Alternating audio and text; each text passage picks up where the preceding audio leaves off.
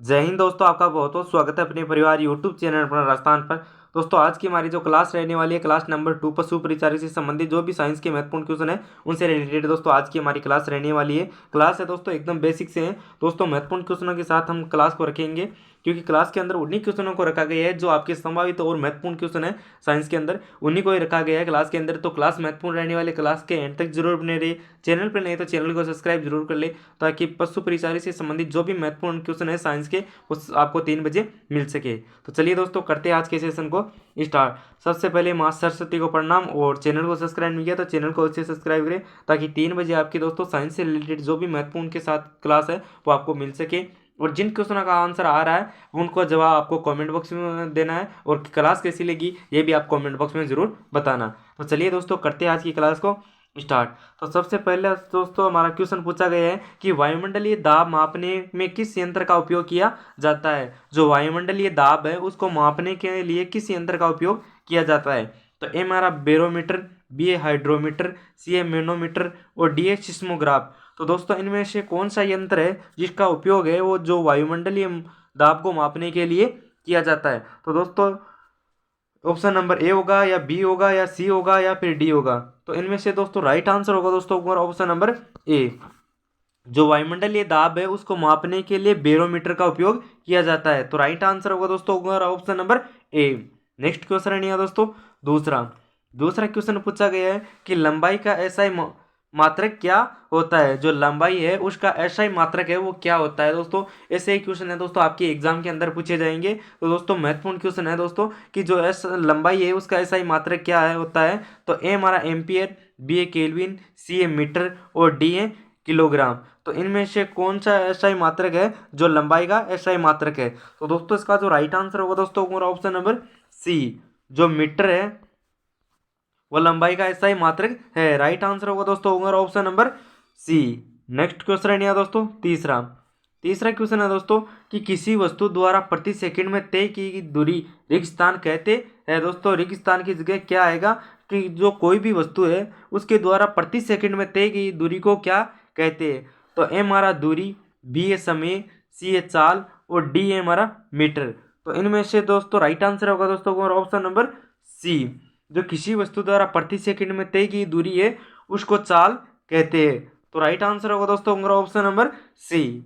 Next question है दोस्तों चौथा क्वेश्चन है दोस्तों कि किसी चाल में विद्युत आवेश के प्रवाह की दर को रेगिस्तान कहते हैं। दोस्तों किसी भी चालक है उसके अंदर जो विद्युत आवेश के प्रवाह की दर है उसको क्या कहते हैं। तो ए हमारा विद्युत धारा, बी है विद्युत परिपथ, सी है विद्युत तार और डी है एम्पियर। दोस्तों इनमें से बताना है कि जो चाल में विद्युत आवेश के प्रवाह की दर है उसको क्या कहते हैं। तो दोस्तों इसका जो राइट आंसर होगा दोस्तों ऑप्शन नंबर ए विद्युत धारा। जो किसी भी चालक में विद्युत आवेश की प्रवाह की दर है उसको विद्युत धारा कहते हैं। तो राइट आंसर है दोस्तों होगा option number A. Next question है दोस्तों पांचवा क्वेश्चन है कि लोहे को चुंबक अपनी ओर आकर्षित करता है। जो लोहा है उसको चुंबक है वो अपनी ओर आकर्षित करता है। तो इस गुण को रेगिस्तान कहते हैं। तो इस गुण को क्या कहते हैं। तो ए हमारा चुंबकीय अक्ष, बी है चुंबकत्व, सी है चुंबकीय आकर्षण और डी है चुंबकीय आवेश। तो दोस्तों इनमें से राइट आंसर क्या होगा। दोस्तों जो लोहा है उसको चुंबक अपनी ओर आकर्षित करता है तो ये किस गुण के कारण करता है। तो राइट आंसर होगा दोस्तों ऑप्शन नंबर बी चुंबकत्व। चुंबकत्व के कारण ही लोहे चुंबक को अपनी ओर आकर्षित करता है। तो राइट आंसर होगा दोस्तों option number B. Next question है दोस्तों छठवां क्वेश्चन है दोस्तों कि दोस्तों सॉरी ये वशीकरण नहीं है, ये वाष्पीकरण है। यहाँ दोस्तों वाष्पीकरण वह प्रक्रिया है जिसके अंतर्गत द्रव अवस्था रेगिस्तान में परिवर्तन होती है। तो द्रव अवस्था है वो किस अवस्था के अंदर परिवर्तन होती है। तो ए हमारा वाष्प अवस्था में, बी है द्रव अवस्था में, सी है ठोस अवस्था में और डी है हमारा द्रव्यमान अवस्था में। तो दोस्तों बताना है जो वाष्पीकरण है वह किस प्रक्रिया के अंतर्गत द्रव अवस्था से रेगिस्तान में परिवर्तन होती है। तो दोस्तों इसका जो राइट आंसर होगा दोस्तों हमारा ऑप्शन नंबर ए। जो वाष्पीकरण वह प्रक्रिया है जिसके अंतर्गत द्रव अवस्था से वाष्प अवस्था में परिवर्तन होती है। तो राइट आंसर होगा दोस्तों हमारा option number A. Next question है दोस्तों सातवां क्वेश्चन है दोस्तों कि वह निश्चित ताप जिस पर कोई ठोस पदार्थ द्रव अवस्था में बदलता है वह कहलाता है। जो निश्चित ताप है जिस पर कोई ठोस पदार्थ है वो द्रव अवस्था में बदलता है तो वो क्या कहलाता है। तो ए हमारा अपघटन, बी हिमीकरण, सी है विस्थापन और डी है गलनांक। तो दोस्तों बताना है कि निश्चित ताप पर कोई भी ठोस पदार्थ है वो द्रव अवस्था में बदलता है तो उसको क्या कहलाता है। तो दोस्तों इसका जो राइट आंसर होगा दोस्तों ऑप्शन नंबर डी गलनांक। कोई भी ठोस पदार्थ निश्चित ताप पर जो द्रव अवस्था में बदलता है उसको गलनांक कहा जाता है। तो राइट आंसर होगा दोस्तों option number D. Next question है यहाँ दोस्तों आठवां क्वेश्चन है कि एक स्वस्थ मनुष्य के शरीर का तापमान कितना होता है। दोस्तों वेरी वेरी इंपॉर्टेंट क्वेश्चन है दोस्तों। जो एक स्वस्थ मनुष्य है उसके शरीर का जो तापमान है वो कितना होता है। तो दोस्तों ए हमारा 35 डिग्री सेल्सियस, बी हमारा 52 डिग्री सेल्सियस, सी है 37 डिग्री सेल्सियस और डी हमारा 66 डिग्री सेल्सियस। तो दोस्तों इनमें से बताना है कि जो स्वस्थ मनुष्य है उसके शरीर का तापमान कितना है। तो दोस्तों राइट आंसर होगा दोस्तों ऑप्शन नंबर सी। जो एक स्वस्थ मनुष्य के शरीर का तापमान होता है वो 37 डिग्री सेल्सियस होता है। तो राइट आंसर होगा दोस्तों ऑप्शन नंबर सी।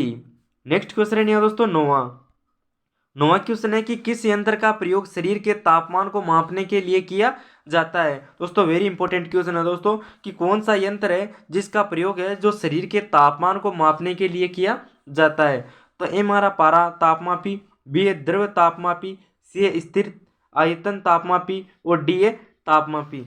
तो दोस्तों इनमें से कौन सा यंत्र है जिसका प्रयोग शरीर के तापमान को मापने के लिए किया जाता है। 4 यंत्रों के नाम दे रखे हैं। तो दोस्तों इसमें से जो राइट आंसर होगा दोस्तों ऑप्शन नंबर ए। जो पारामापी है उसका उपयोग शरीर के तापमान को मापने के लिए किया जाता है। राइट आंसर होगा दोस्तों option number A. Next question है दोस्तों दसवां क्वेश्चन है दोस्तों कि कंपन करने वाली वस्तु 1 सेकंड में जितना कंपन करती है उसे उसकी रेगिस्तान कहते हैं।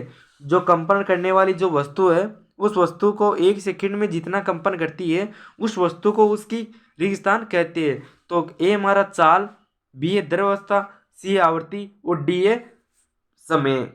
तो दोस्तों बताना है जो रेगिस्तान है उसके स्थान पर क्या आएगा। तो दोस्तों इसका जो राइट आंसर होगा दोस्तों हमारा ऑप्शन नंबर सी। जो कंपन करने वाली वस्तु 1 सेकंड में जितना कंपन करती है उसे उसकी आवृत्ति कहते हैं। तो राइट आंसर होगा दोस्तों हमारा option number C. Next question है दोस्तों 11वां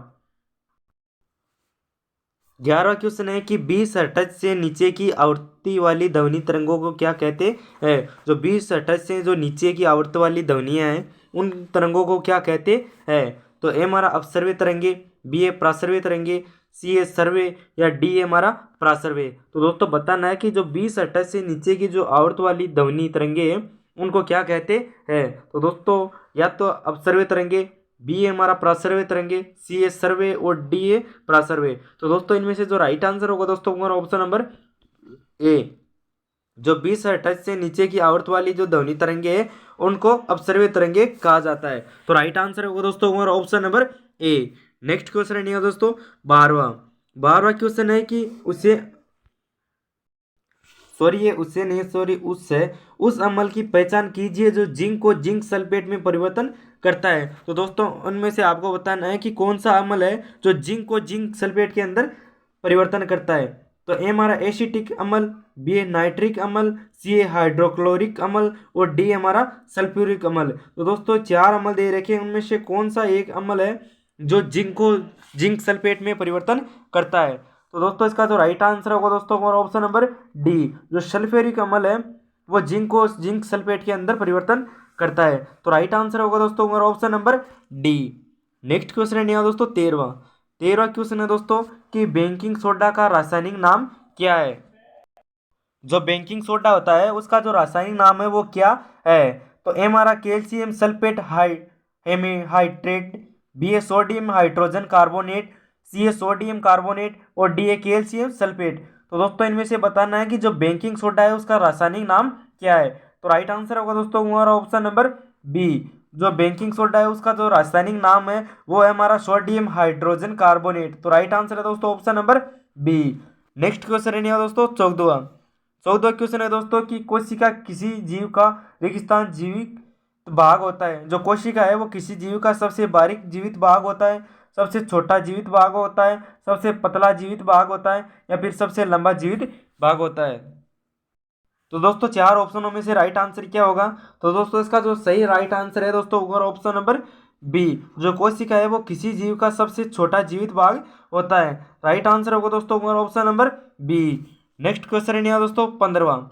15वां क्वेश्चन है दोस्तों कि निम्नलिखित में से कौन सा जीवाणु संक्रमण का एक लक्षण है। कौन सा जो जीवाणु है जो संक्रमण का एक लक्षण है। तो ए हमारा हृदय रोग, बी है फ्रैक्चर, सी है बुखार और डी है पीलिया। तो इनमें से दोस्तों बताना है कि कौन सा जो लक्षण है जो संक्रमण का एक लक्षण है। तो दोस्तों इसका जो राइट आंसर होगा दोस्तों ऑप्शन नंबर सी, जो बुखार है वो एक संक्रमण का लक्षण है। तो राइट आंसर होगा दोस्तों ऑप्शन नंबर सी। तो दोस्तों क्लास कैसी लगी ये आप कमेंट बॉक्स में जरूर बताना। चैनल पे नहीं तो चैनल को अवश्य सब्सक्राइब कर लेना। और क्लास कैसी लगी ये तो आप जरूर कमेंट बॉक्स में बताना। और सब्सक्राइब है वो भी आप चैनल को कर लेना, ताकि 3 बजे आपकी दोस्तों पशु परिचारी से संबंधित साइंस की जो महत्वपूर्ण क्लास है वो आपको मिल सके। जय हिंद, जय भारत।